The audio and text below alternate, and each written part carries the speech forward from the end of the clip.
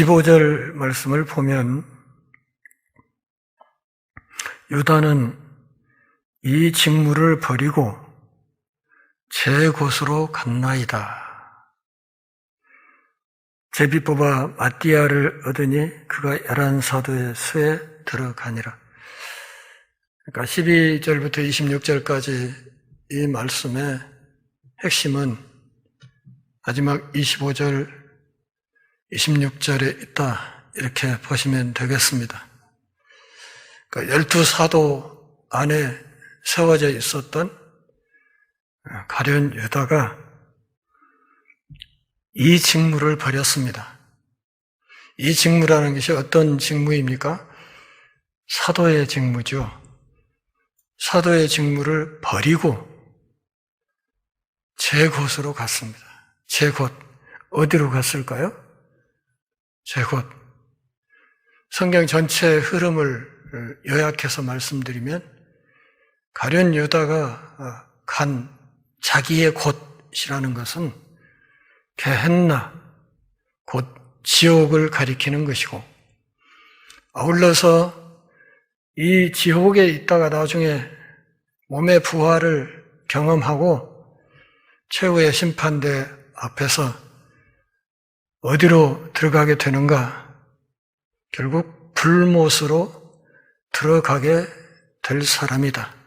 그러니까 영원히 멸망받는 자식의 자리로 들어가 버렸다 하는 것을 말하는 것이고, 이 직무를 대신할 사람으로 그들이 기도하고 또 제비를 뽑아서 마띠아를 대신 세웠다 하는 이야기를 지금 하고 있는 것이죠.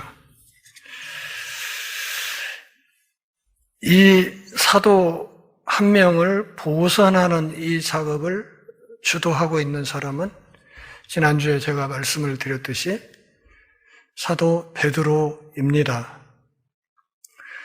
그리고 베드로나 가룟 유다나 예수님을 배신했다는 점에서는 그 죄질에 차이가 없다는 것도 말씀을 드렸습니다. 그럼에도 불구하고 한 사람은 사도의 자리로 돌아왔고, 또 한 사람은 제가 갈 곳으로 가버렸다 하는 이야기를 지금 사도행전 1장 후반부에서 하고 있는 것입니다.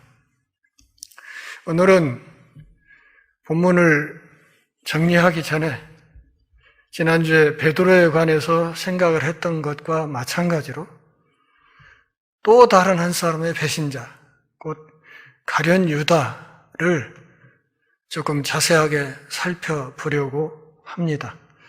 아마 그렇게 하다 보면 오늘 시간이 다 가지 않을까 그렇게 생각이 듭니다. 가룟 유다를 이야기하면서 그냥 한마디로 정리를 하자면, 제가 빌립보서에서도 여러 차례 말씀을 드렸듯이 가룟 유다의 본질을 바른 말 잘하는 나쁜 사람, 이렇게 규정할 수 있을 것 같습니다. 어떤 사람이라고요? 바른 말 잘하는 나쁜 사람. 그리고 바른 말 잘하는 나쁜 사람의 종말이 어떠한가를 오늘 1장 25절에서도 이야기를 하고 있는 것이고, 또 다른 복음서에서도 조금 이따 우리가 살펴보겠지만 그의 종말이 어떠한지를 우리에게 설명을 하고 있습니다. 성경을 좀 몇 군데 찾아보면서 말씀을 드리겠습니다. 누가복음 22장 31절, 32절을 한번 보시기 바랍니다. 누가복음 22장 31, 32절 찾았으면 같이 읽을까요? 신약 135페이지.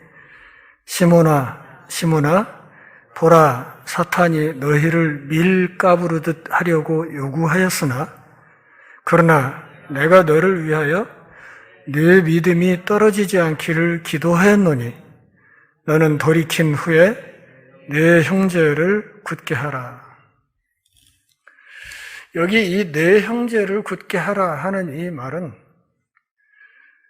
요한복음 21장에 있었던 내 양을 치라, 내 어린 양을 먹이라, 내 양을 돌보라 하는 말씀과 같은 뜻입니다. 아울러서 예수님은 베드로의 배신을 내다보고 있었다 하는 사실도 알 수 있습니다. 그렇지 않습니까? 돌이킨 후에라는 이 말. 다시 말하면 잠시 배신의 길을 걸을 수 있겠으나 네가 회개한 후에 네가 해야 될 일이 있다고 이야기를 한 것이고, 그것이 앞으로 우리가 다루겠지만 사도행전 2장에 있는 오순절 성령 강림 사건 이후에 베드로가 예수님이 마태복음 16장에서 부탁하셨던 것처럼 새로운 시대에 새로운 서기관으로서의 직임을 감당해야 된다 하는 것을 이야기하고 있는 것입니다. 그러면 왜 베드로가 이렇게 돌이켜야 되는 상황이 생기는가? 베드로의 믿음이 문제가 있어서인가? 아니면 베드로의 또 다른 어떤 문제가 있어서인가? 이 점은 베드로나 유다나 다 같은 얘기예요. 그리고 예수님이 잡혀갈 때 모두 다 도망질을 했던 나머지 모든 제자들도 다 똑같이 해당되는 이야기예요. 그러면 이 사람들이 왜 이렇게 비겁하게 예수님 혼자 놔두고 다 도망가 버리고, 한 사람은 그래도 용기 낸다고 따라갔다가 계집종 앞에서 그렇게 비참하게 3번이나 예수를 부인하는 그런 참혹한 길을 걷게 됐는가 하는 것을 생각할 수밖에 없는데, 그 이유가 여기 31절에 분명하게 나타나 있습니다. 시몬이라는 그의 이름을 2번이나 부르는 것으로 봐서 예수님이 시몬 베드로를 어떻게 생각하고 있는지를 충분히 짐작할 수 있고, 이 시몬 베드로를 향한 예수님의 애정을 느낄 수 있습니다. 그러면서 하시는 말씀이 사탄이 너희를 밀가부르듯 하려고 요구했다. 여러분, 옛날 우리 시골에 가면 키가 있잖아요, 키. 키에다가 이렇게 곡식 떨어서 놓고 이렇게 키질 해가지고 건부름 밖으로 던져버리고 이렇게 알곡만 모아서 이렇게 담고 하지 않습니까? 그 키질. 그 사탄이 너희들을 키질하려고 내달라고 했다. 그런 얘기죠. 예수님의 제자들을 사탄이 데리고 장난치려고 내달라고 했지만 내가 너를 위해서 기도하였다. 너의 믿음이, 너를 위해서 너의 믿음이 떨어지지 않기를 내가 기도하였다. 그러니 네가 돌이킨 뒤에는 내 형제를 굳게 세우는 이 사역을 감당해줘야 된다. 이렇게 얘기를 한 것이죠. 그러니까 우리가 정말 깊이 생각해야 될 것은 그리스도의 제자들의 모임, 사탄이 얼마나 대담하냐면 예수님이 직접 뽑아 세워서 훈련시키는 제자들 무리까지도 흔들어 보려고 그렇게 도전하는 존재라는 사실을 지금 예수님이 얘기하는 것이죠. 사탄이 얼마나 대담한지, 그리고 얼마나 간교한지를 우리가 알아야 된다는 말입니다. 여러분 눈에 보이지 않겠지만 지금 제가 여기서 설교를 할 때 저만 설교를 하는 건 아니고 마귀도 열심히 예배에 참여한 사람들의 마음속에 대고 설교를 합니다. 어떻게? 자꾸 딴 생각을 먹도록 끌어가는 거죠. 딴 생각. 그러니까 예배에 집중하지 못하게 하고 다른 생각을 자꾸 하도록 하거나 아니면 목회자가 하는 어떤 설교 내용을 가지고 꼬투리를 잡으려고 하거나 이렇게 작업을 한단 말이죠. 그러면서 어이구 말은 잘해요 또는 너나 잘하세요 이런 생각을 계속 그 마음속에 주입을 함으로써 마땅히 들어야 될 성도가 들어야 할 하나님의 음성을 듣지 못하도록 귀를 막는 작업을 한다 그 말이에요. 그러니까 우리가 정말 알아야 될 것은 하나님의 백성들이 모인 곳에 성령만 활달하게 역사한다 이렇게 생각하시면 큰일 난다 그 말이죠. 그것이 아니고 하나님 나라를 원천적으로 반대하는 마귀 또 그의 졸개인 귀신들도 열심히 마지막 예수님 재림하시는 그 시점까지는 자기들이 할 일을 열심히 한다 그런 얘기예요. 얼마 전에 그 내셔널 지오그래픽 채널에서 아프리카 세렝게티 평원에 이렇게 하이에나를 주제로 해서 그 동영상을 방영하는 걸 한동안 본 적이 있습니다. 근데 하이에나가 사자나 시타나 이런 것들처럼 속도가 있어서 그냥 달려가지고 그 피식자를 잡아먹는 그런 짓은 잘 못해요. 잘 못하는데 하이에나가 그럼에도 불구하고 하이에나가 잡아먹는 동물의 80%는 자기들 손으로 잡은 동물들을 먹는다. 그렇게 이야기를 하더라고요. 그러니까 나머지 20%는 사자나 또 치타나 이런 것들이 잡은 것을 뺏어 먹지만 80% 정도는 저희들이 잡아서 먹는다. 그렇게 얘기를 하는데 뭐 저렇게 느려 터진 하이에나가 어떻게 저런 누나 영양이나 이런 것들을 잡아먹나 그렇게 생각이 들었는데 그 해설하는 사람이 그러더라고요. 하이에나가 그냥 그 짐승떼들이 풀 뜯어먹고 있는 데를 그냥 아무 생각 없는 듯이 그냥 돌아다닌다는 거예요. 그냥 걔네들 잡아먹을 생각이 전혀 없는 것처럼 그냥 이렇게 돌아다니다가 초식동물이 풀을 이렇게 몽땅 뜯어먹고 나면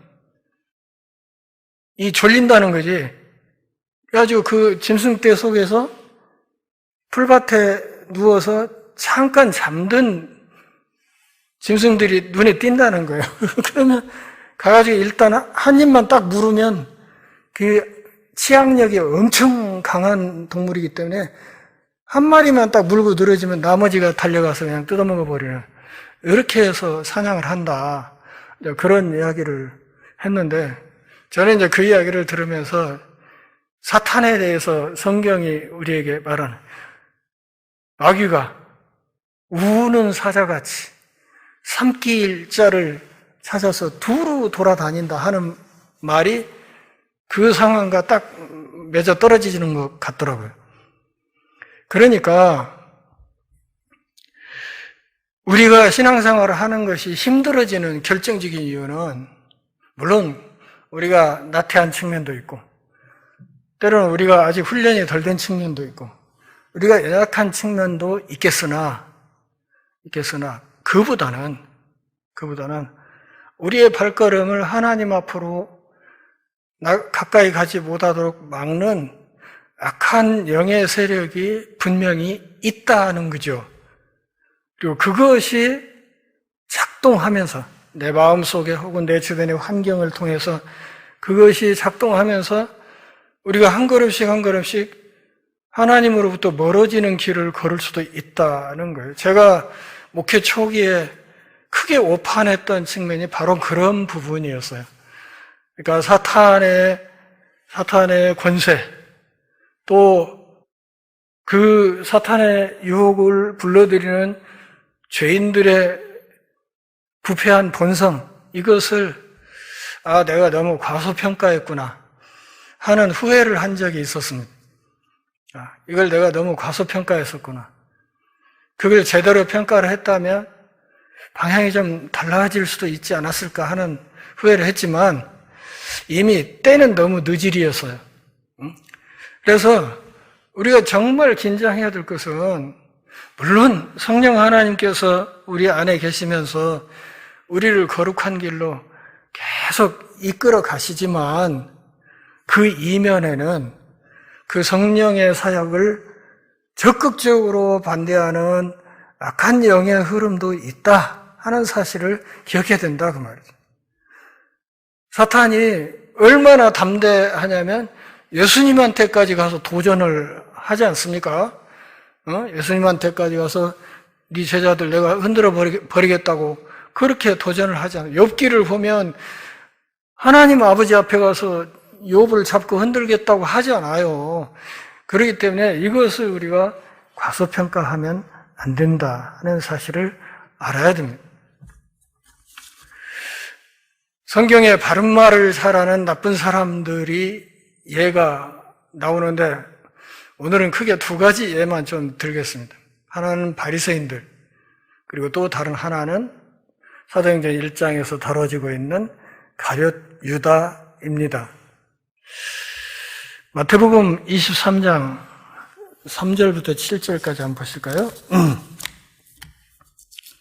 마태복음 23장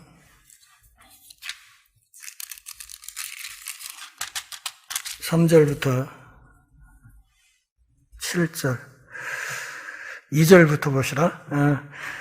신약 39페이지 23장 2절부터 서기관들과 바리새인들이 모세의 자리에 앉았으니 그러므로 무엇이든지 그들이 말하는 바나 행하고 지키되 그들이 하는 행위는 본받지 말라.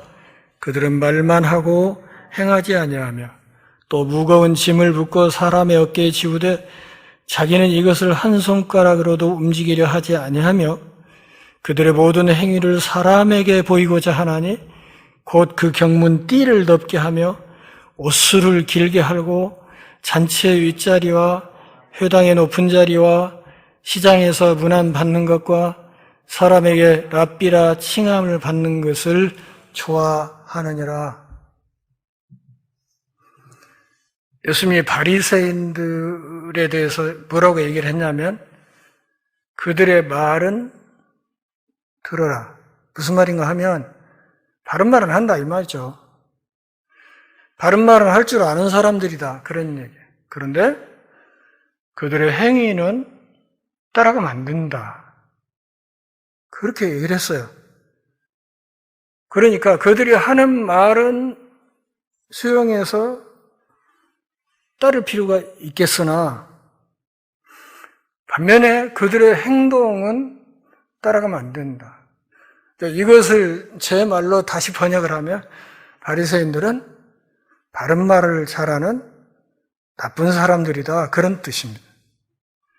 바른 말을 잘하는 나쁜 사람들이다. 그리고 예수님은 그 바리새인들을 향해서 화 있을진저, 이 화 있을진저란 말이 그냥 쉽게 말하면 이 저주받을 사람들아 그런 뜻이에요. 하나님의 저주를 받아야 된다 너희들은. 그런데 이 바리새인들의 특징이 뭐라고 이야기를 하냐면 5절에서 모든 행위를 사람들에게 보이려고 한다. 사람들에게 나 이런 사람이요 이렇게 보이고 싶어 한다는 거예요.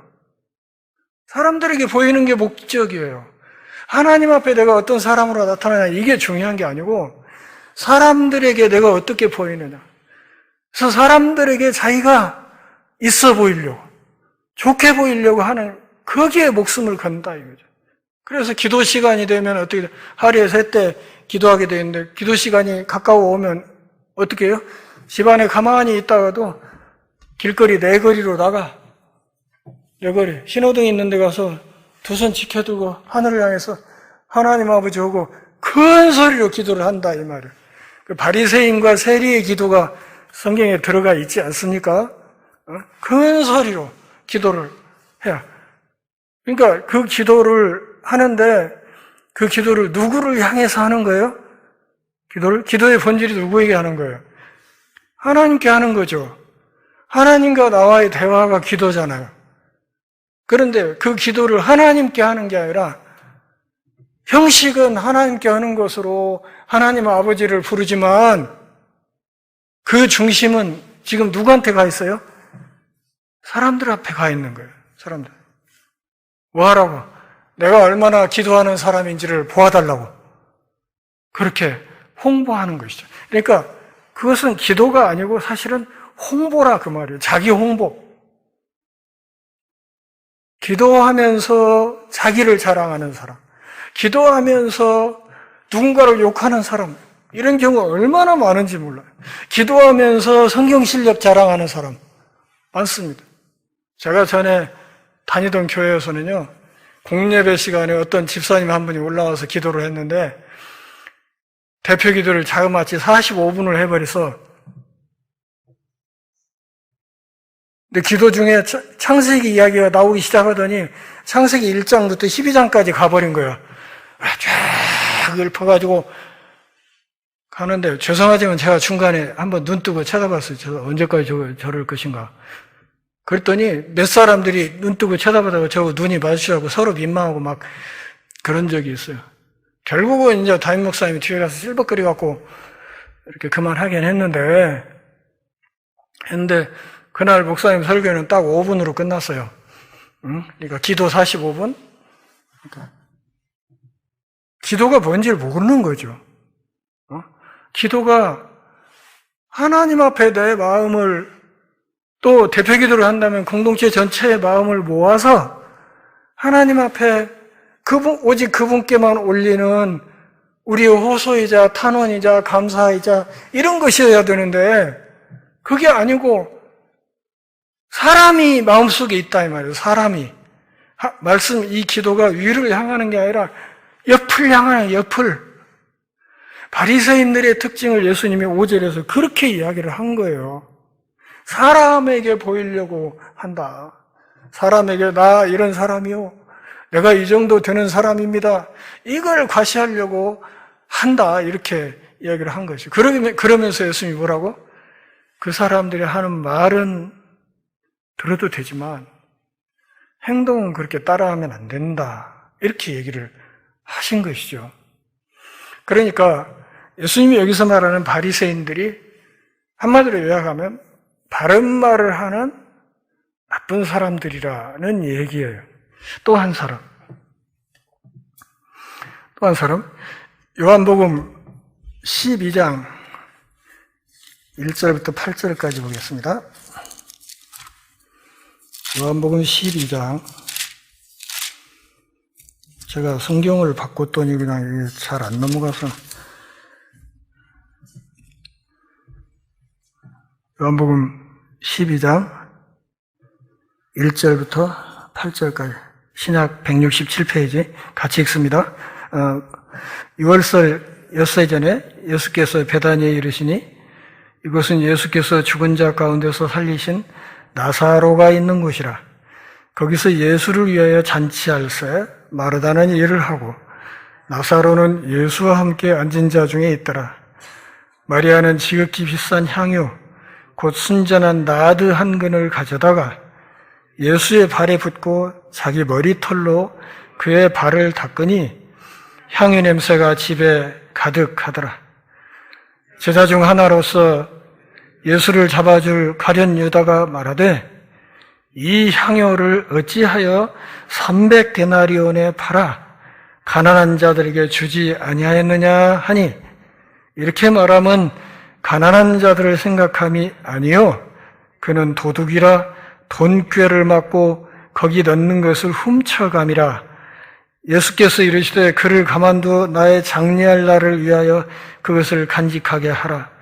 가난한 자들은 항상 너희와 함께 있거니와 나는 항상 함께 있지 아니하리라 하시니라. 이 여인이 향유 옥합을 깨서 십자가를 지기 전에 예수님의 발에 부은 사건이 성경에 기록되었습니다. 참 영광스러운 기록이죠. 여인 입장에서는. 그렇지 않습니까? 이 여인 입장에서는 그의 헌신이 오고 오는 모든 세대가 읽는 성경에 이것이 기록되었으니까 이 이상의 영광이 없지요. 없어요. 그래서 근데 예수님 당시 유대인들 사이에서는 죽음이 임박한 사람에게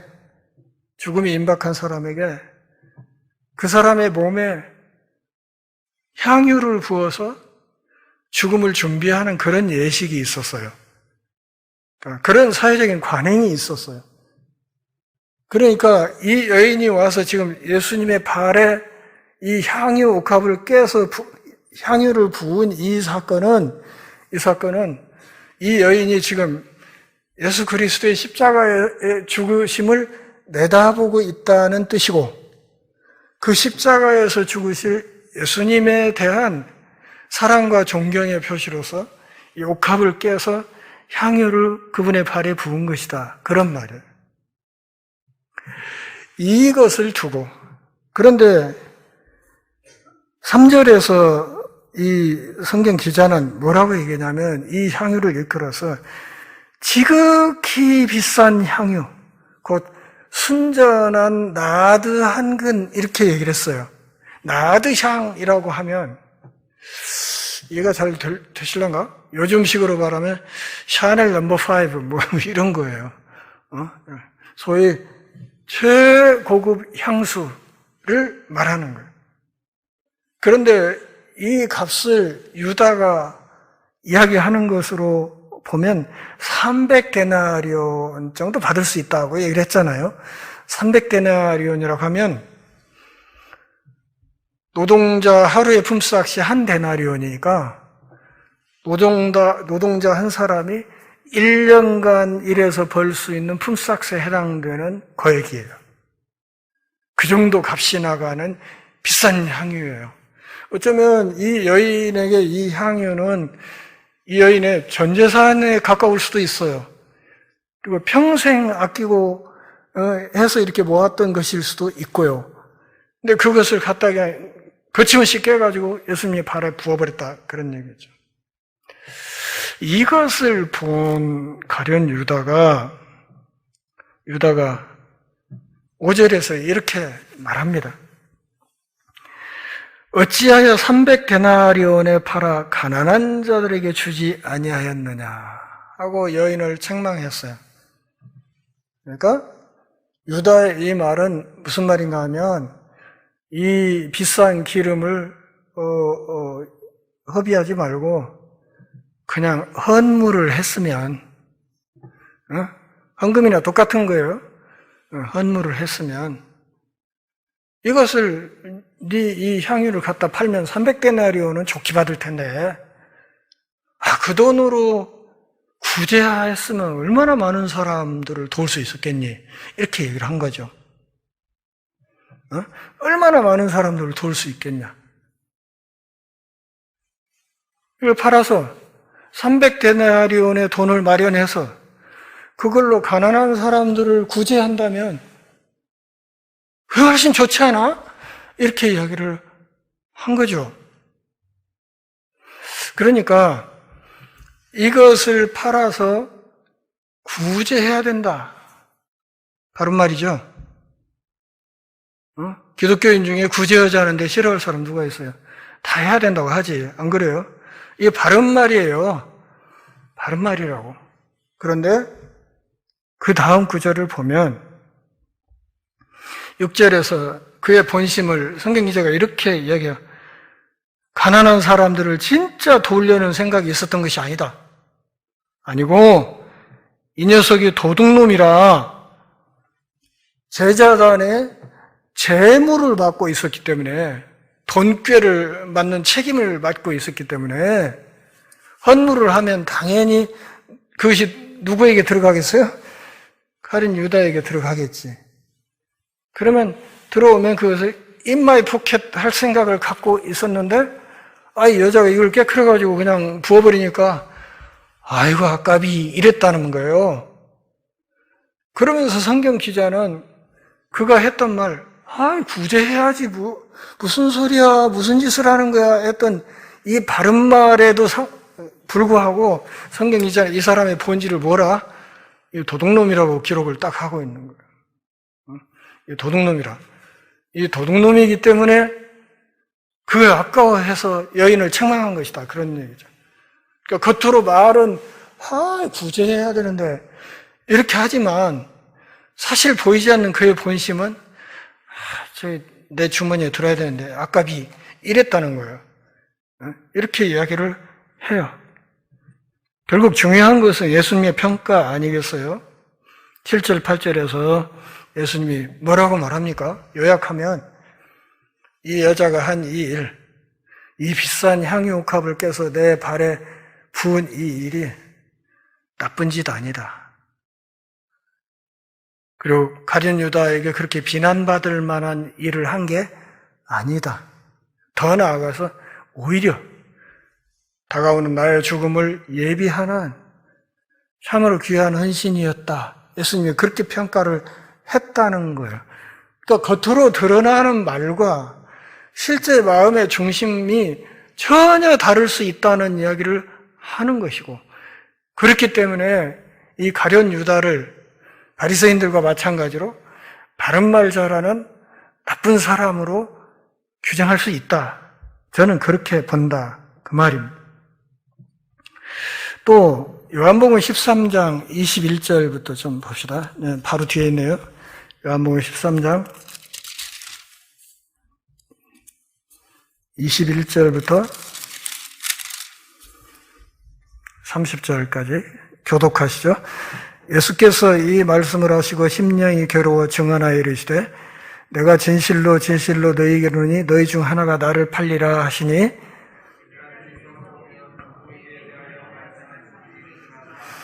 예수의 제자 중 하나 곧 그가 사랑하시는 자가 예수의 품에 의지하여 누웠는지라.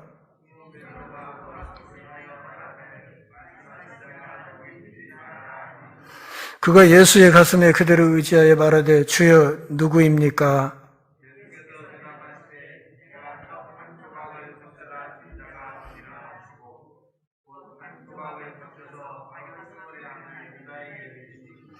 조각을 받은 후 곧 사탄이 그 속에 들어간지라. 이에 예수께서 유다에게 이르시되 네가 하는 일을 속히 하라 하시니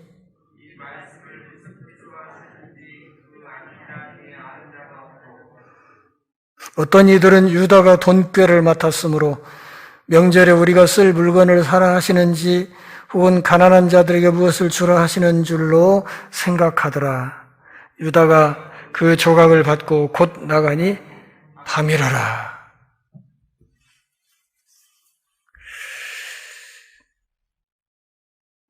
너희 중 한 사람이 나를 팔 것이다. 예수님은 특정하지 않았어요. 유다를 특정하지 않았다고 않고 그냥 너희들 중에 한 사람이. 그러니까 제자들이 궁금해 죽죠.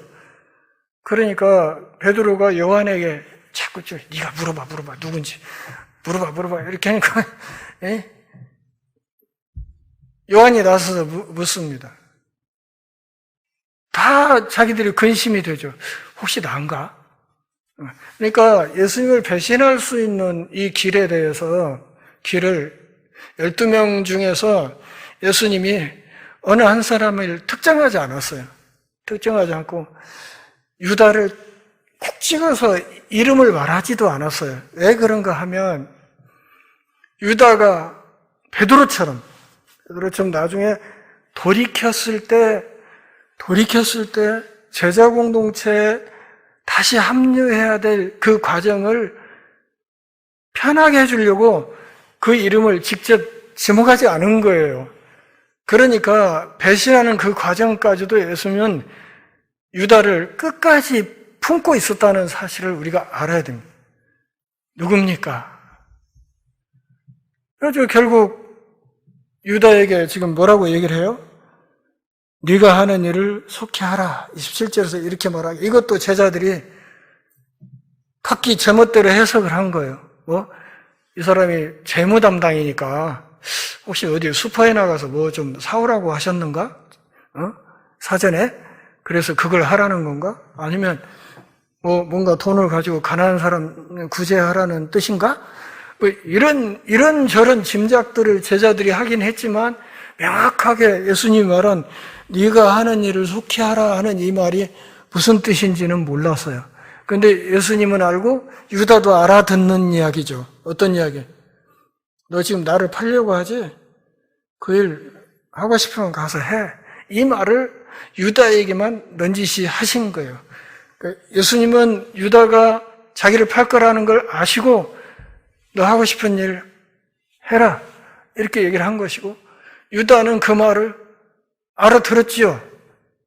그리고 곧바로 나갔는데 밤이더라. 이렇게 얘기했어요. 성경 기자가 굳이 이것을 밤이더라. 이렇게 얘기를 했겠어요. 유다가 가는 길이 어둠의 길이었다는 얘기를 그렇게 상징적으로 이야기를 한 겁니다.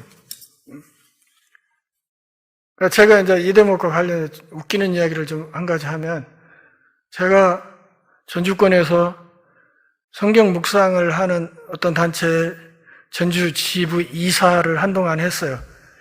그래서 이사회가 모이면 묵상하는 모임답게, 선교단체답게 꼭 모여서 그날 매일 성경에 있던 본문으로 묵상한 내용을 서로 나누고, 이렇게 하고 잠깐 기도하고 한 뒤에 이제 이사회를 하고 늘 그렇게 했거든. 그런데 그날 이사회, 그날 본문이 여기였어요. 여기. 그래서 이제 이사들이 돌아가면서 그날 말씀으로, 본문으로 묵상한 내용을 서로 나누는데, 이사 중에 한 사람이 오늘 이 말씀을 묵상하면서 내가 오랫동안 고민하던 것을 드디어 결정을 내렸습니다. 딱 그러는 거예요. 그러면서 하는 얘기가 27절에 있는 네가 하는 일을 속히 하라 하는 이 말씀에서 결정을 내렸다는 거예요. 결정 내렸다는 게 뭐냐면, 어떤 부동산을 할까 살까 말까 망설이고 있었는데, 상당히 오랫동안 고민하고 저울질하고 막 망설이고 있었는데, 오늘 이 말씀을 들으면서 그냥 그거 네가 하는 일을 속히 하라고 주님이 하셨으니까 그냥 매입하기로 결정했다는 거예요. 제가 그날 이후로 제가 이사회에서 빠졌습니다. 얼마나 기가 막힌지, 성경을 이렇게도 읽어버리는 사람들이 있구나 하는 생각이 들어서요. 아득하기도 하고. 여러분, 성경 그렇게 읽으면 안 됩니다. 성경을 자기 입맛에 맞게, 자기 희망을 따라서 그렇게 멋대로 읽으면 큰일 나는 거예요. 예수님이 너 하고 싶은 것을 속히 하라. 이렇게 하니까 곧바로 나가. 뭐하러? 예수님 팔로 나간 거예요. 또 한 군데. 누가복음 22장. 누가복음 22장 47절, 48절. 신약 136페이지입니다. 말씀하실 때 한 무리가 오는데 12 중에 하나인 유다라 하는 자가 그들을 앞장서 와서 예수께 입을 맞추려고 가까이 하는지라 예수께서 이르시되 유다야 네가 입맞춤으로 인자를 파는가?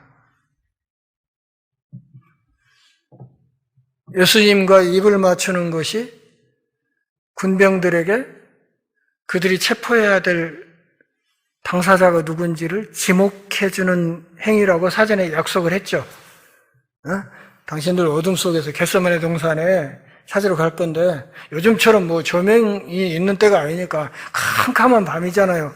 밤엔 어둠 속에서 당신들 예수가 누군지 잘 못 찾아.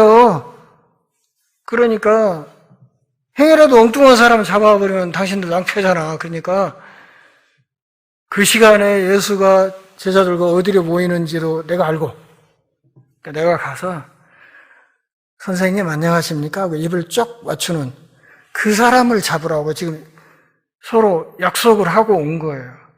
오면서 유다가 와서 선생님 안녕하십니까 하고 입을 맞추려고 하니까 예수님이 하신 이야기, 그냥 그야말로 그의 속내를 정확하게 읽고 하는 게, 이거 입맞춤으로 나를 파는가. 유대인들이 서로 배신할 수 없는 사이가 있어요. 두 가지인데, 하나는 서로 만났을 때 입을 맞추면서 인사할 수 있는 사이. 또 하나는 함께 한 그릇에 손을 넣고 함께 밥을 먹는 사이, 소위 식구. 이 사이는 배신하면 안 돼. 그 유대인들의 관행이에요. 유다는 절대 배신해서는 안 되는 관계의 표지인 입맞춤으로 예수를 파는 작업을 한다 이 말이죠. 그러니까 예수님이 지금 하는 얘기예요. 네가 입맞춤으로 나를 파는가? 인류 역사상 가장 슬픈 키스가 여기에요. 가룟 유다의 키스. 이게 가장 슬픈 키스예요. 입맞춤으로 스승을 파는, 입맞춤으로 스승을 배신하는, 당시 사회의 관행을 송두리째 엎어버리는, 사람이라면 해서는 안 되는 그 일을 거침없이 해버리는, 그것이 가룟 유다의 키스였다, 그런 말이에요. 네가 입맞춤으로 나를 파느냐. 자, 한 군데만 더 찾아보겠습니다. 마태복음 27장.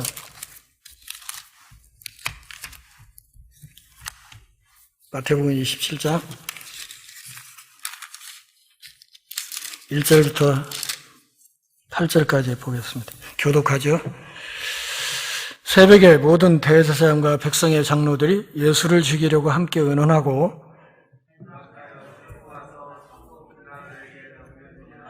그때 예수를 판 유다가 그의 정죄됨을 보고 스스로 뉘우쳐 그 은 30을 대제사장들과 장로들에게 도로 갖다 주며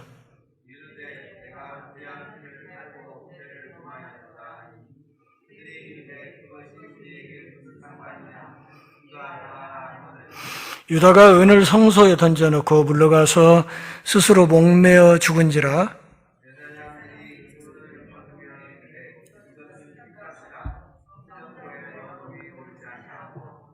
은은한 후 이것으로 토기장이의 밭을 사서 나그네의 묘지를 삼았으니 그러므로 오늘날까지 그 밭을 피밭이라 일컫니라. 사도행전 1장에 피밭이란 말 나왔죠? 그러니까 은 30냥에 예수님을 팔았어요. 돈주머니를 받는 책임을 졌던 사람이라겠죠. 제자단의 재무 담당. 근데 어느 날 갑자기 예수가 죽는다고. 나 올라가면 죽는다고.